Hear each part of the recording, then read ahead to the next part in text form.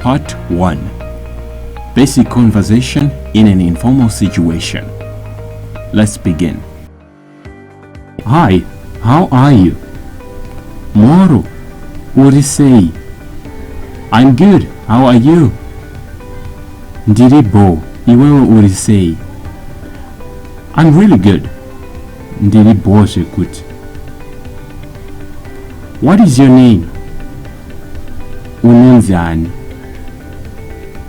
My name is John. What about you? Ndinonzi John. Koiwewe. My name is Peter. I am happy to know you, John. Ndinonzi Peter. Ndafara nekukuziva, John. Me too. I'm happy to know you, Peter. Neniwo ndafara nekukuziva, Peter.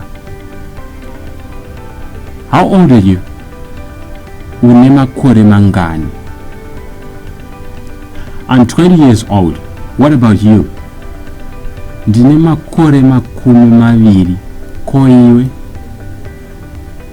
I'm 21 years old. Ndine makore makumi maviri nerimwe. So, you are a year older than me. Saka uri mukuru kwandiri negore. Yes. So, what do you do? Saka unoita nezvei? I am a teacher. What about you?